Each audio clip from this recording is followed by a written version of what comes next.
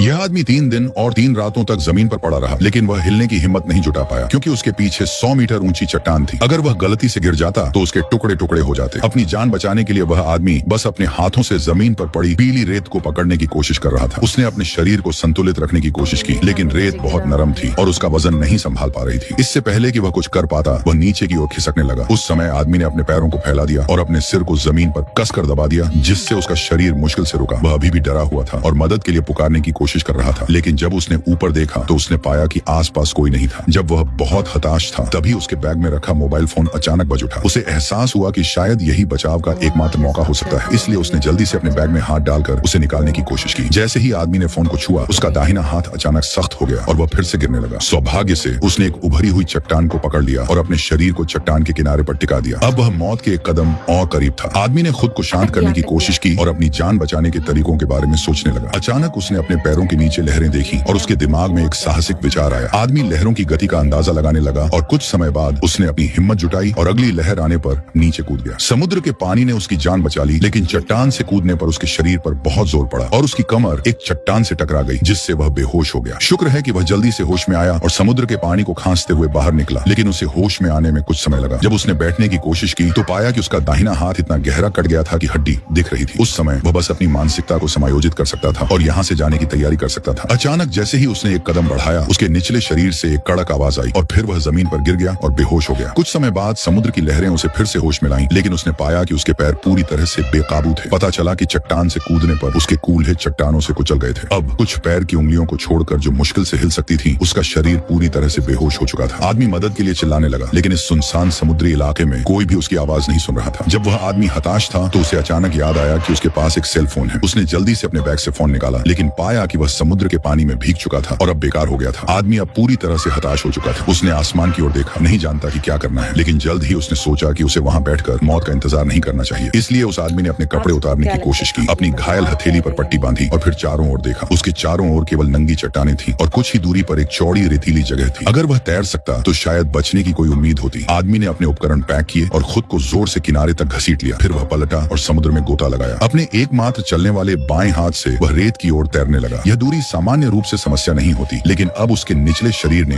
काम करना बंद कर दिया था और वह केवल एक हाथ से तैर सकता था, जिससे उसकी शारीरिक ऊर्जा तेजी से कम होने लगी। कुछ ही देर बाद थका हुआ आदमी अब और नहीं टिक सका और धीरे धीरे समुद्र के तल पर गिरने लगा। इस समय उसकी पत्नी की छवि अचानक उसके दिमाग में आई। आदमी तुरंत जाग गया और अद्भुत ताकत के साथ सतह पर तैरने लगा। फिर एक सांस में किनारे पर तैर गया। उसने सोचा कि वह आखिरकार आराम कर सकता है, लेकिन एक बड़ी लहर आई और उसे फिर से समुद्र में बहा ले गई। हालांकि वह थका हुआ था, लेकिन उसने उम्मीद नहीं छोड़ी, इसलिए वह अपनी पूरी ताकत से सबसे नजदीकी चट्टान पर तैर गया और अपने बैग को खींचा। उसने कंधे का पट्टा चट्टान पर लटकाया। उसने इस जीवन रक्षक तिनके को कसकर पकड़ रखा था, जिससे उफनती लहरें लगातार उस पर वार कर रही थीं। एक समय के बाद लहरें अंततः पीछे हट गईं और वह आदमी फिर से भाग्यशाली था। लेकिन इस बार एक सींगल ने आदमी की असावधानी का फायदा उठाया और उसके घाव से मांस का एक टुकड़ा निकाल लिया। आदमी तुरंत जाग गया और जल्दी से सीगल को भगाने के लिए हाथ हिलाया। फिर कंधे का पट्टा फाड़ने के लिए संघर्ष किया और जमीन पर गिर गया। फिर उसने अपने शरीर को समुद्र तट पर खींचा और दिन का अधिकांश समय एक संकट संकेत लिखने में बिताया, ताकि कोई भी गुजरने वाला उसे देख सके। हालांकि अंधेरा होने तक आदमी ने बचाव का इंतजार नहीं किया। पानी नहीं पीने के कारण उसका गला सूख गया था। उसने अपने पैरों के नीचे एक छोटा सा छेद खोदा और उसमें टिन की पन्नी रखकर पानी इकट्ठा करने की कोशिश की, लेकिन अपनी गंभीर चोट के कारण वह केवल पेशाब कर सका। तभी समुद्र से गरजने की आवाज आई और ऐसा लग रहा था कि भारी बारिश होने वाली है। आदमी ने जल्दी से बची हुई टिन की पन्नी छेद में डाल दी और फिर बारिश को पकड़ने के लिए इंतजाम किया। उसने अपनी जीभ को बारिश की बूंदों के लिए खोला, लेकिन केवल कुछ बूंदें ही गिरी। निराश होकर उसने फिर से टिन की पन्नी को उठाया और उसे चूसा, लेकिन पानी की एक बूंद भी नहीं मिली। निराशा ने उसे इतना तोड़ दिया कि वह जमीन पर रोने लगा और अंत में इस कठिनाई को स्वीकार करना पड़ा। अगले दिन आदमी को एक जरूरी फोन की घंटी सुनाई दी। उसने आवाज के स्रोत की तलाश की और जल्दी से समुद्र तट के नीचे से अपना मोबाइल फोन निकाला। उसमें अपने माता पिता की छवि देखकर आदमी तुरंत खुश हो गया। उसने उन सभी को अपने दुखद अनुभव के बारे में बताया और उम्मीद जताई कि वे जल्द ही उसे बचाने के लिए आएंगे। हालांकि फोन के दूसरी तरफ मौजूद व्यक्ति ने सिर्फ अपने आप से बात की और कोई जवाब नहीं दिया। उसे एहसास हुआ कि यह सब सिर्फ एक भ्रम था। उसने समझ लिया कि वह आज शायद न बचे, इसलिए उसने फोन पर अपने परिवार को अंतिम अलविदा कहा। फिर थका हुआ आदमी समुद्र तट पर लेट गया, चुपचाप मौत का इंतजार कर रहा था। उसके घाव से सड़े हुए मांस की गंध ने समुद्र तट पर कई सीगलों को आकर्षित किया, जो उसकी मौत का इंतजार कर रहे थे। अचानक समुद्र में एक जहाज हल्का सा दिखाई दिया, जिसने उस आदमी को फिर से बचने की उम्मीद दिखाई। भले ही यह सिर्फ एक भ्रम था, फिर भी वह किसी भी बचने के मौके को छोड़ने को तैयार नहीं था। इसलिए उस आदमी ने आधा सरफबोर्ड उठाया और बिना किसी हिचकिचाहट के समुद्र की ओर चल पड़ा। हालांकि लहरें उसे बार बार किनारे पर धकेल रही थीं, लेकिन उसने हार नहीं मानी। अंत में उसके लगातार प्रयासों से वह बड़ी लहरों की रुकावट को